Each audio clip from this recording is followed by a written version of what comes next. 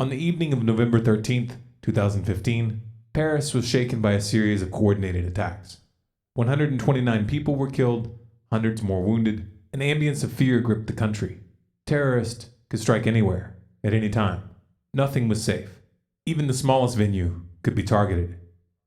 It might be tempting to react to this event emotionally without looking beyond the official narrative, without examining the evidence, without questioning where this is headed.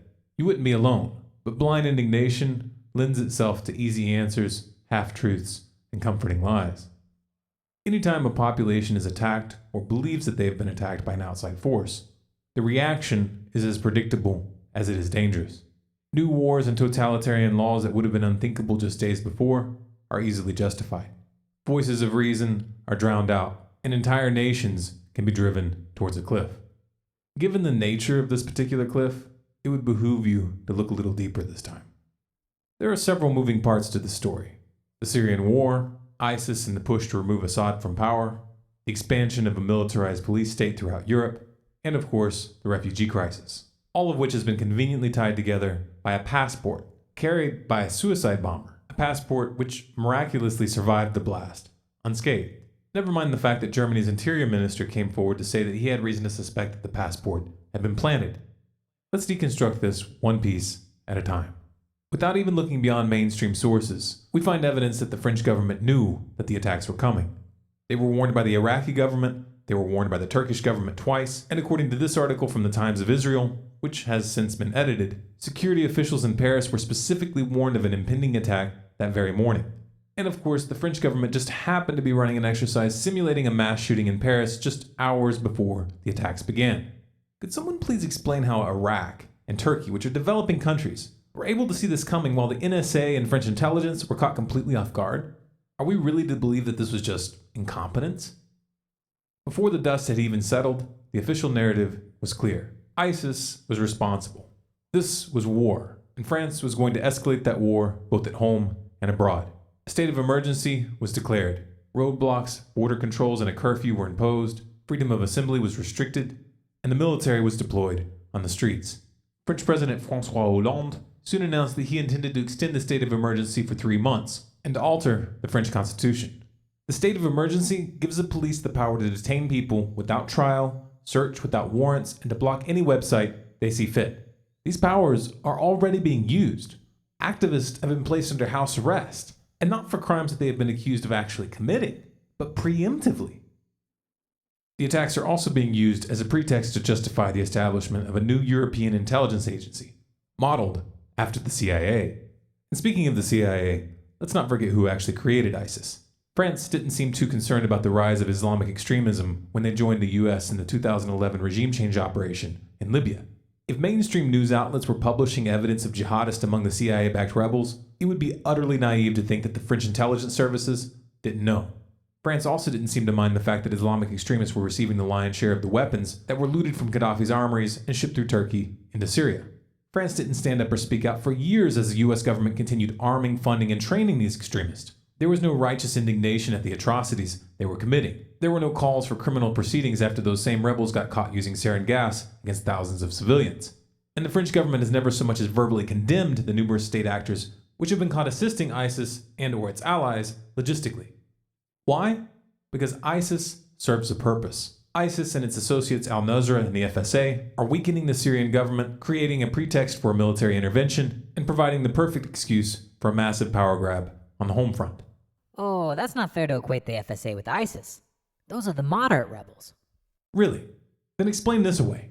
ISIS and al-Nusra have officially formed alliances. FSA commanders have gone on record to say that they cooperate with and conduct joint operations with al-Nusra, and it has been well established that the FSA command is dominated by Islamic extremists. Do the math. أما فيما يخص بعض الفصائل التي مثلا يطالب الغرب بتصنيفها كمنظمات إرهابية، جبهة النصرة. نعم، نحن نشعر أن هذه الجبهة بمكان ما هي يمكن الحوار معها حول نعم حول طبيعة الدولة القادمة، حول شكل الدولة القادمة، حول إمكانية هذه البلد على إقامة دولة التي تناسب الجميع. نحن في مكان ما يجب أن نتعاون ويجب أن نتحاور، وأنا على صلة بالجميع. أنا على صلة بالجميع ولا أخفي سرا بذلك، حتى فيما يخص الأخوة في جبهة النصرة، ونتعاون في أمكنة كثيرة. What's happening in France should not be viewed in isolation. Xenophobic sentiment has been on the rise throughout Europe and is gaining ground politically. This trend has clearly been exacerbated by the ongoing migrant crisis, which is obviously tied to the regime change policies of the West. But one variable in this equation that no one is talking about is the fact that the way immigration has been handled in Europe is not merely a question of short-sightedness, it is a reflection of policy.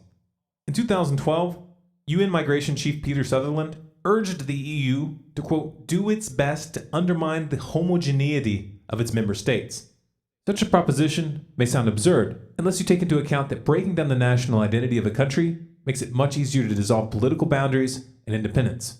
And that's precisely what the technocrats in Brussels want.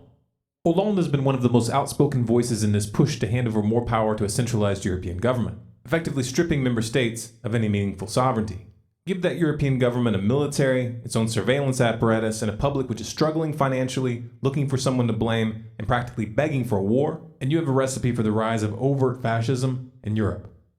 Many have remarked that recent moves by the French president take several pages from the extreme right. Some have interpreted this as an attempt to prevent the right from capitalizing on the event, but it hasn't worked out that way, at all. Taken on its own, one might be inclined to interpret this as a political miscalculation. But what if it's not? Hollande's actions don't make much sense if we view him as an independent leader, but they make perfect sense if you understand that he's just a puppet. The powers he seized following the Charlie Hebdo and Paris attacks are not suited for the political left. The left is held back by the need to maintain a soft-spoken, inclusive veneer. Those rising up to replace them will not be. The right will not scale back these powers. They will expand them, and they will use them even more than they're being used now. It's the left-right, two-step to tyranny. This formula is not new. These tactics are not original, nor are the motives or response. Like the American public following 9/11, it's going to take the European population quite some time to realize where they're being led. And they're only going to come to that realization if those who see what's happening have the courage to speak out. And make no mistake, this is just the beginning. They'll take it as far as you let them. This video is Creative Commons. You have permission to download and distribute any and all of our content through any venue, commercial or non-commercial. If you want more people to see this information, please remember to like, share, and comment. If you want to see how far the rabbit hole really goes, keep in touch. Subscribe to Storm Clouds Gathering on YouTube, follow us on Facebook, Twitter, and Google+, and you can sign up for email notifications of new releases on our website stormcloudsgathering.com.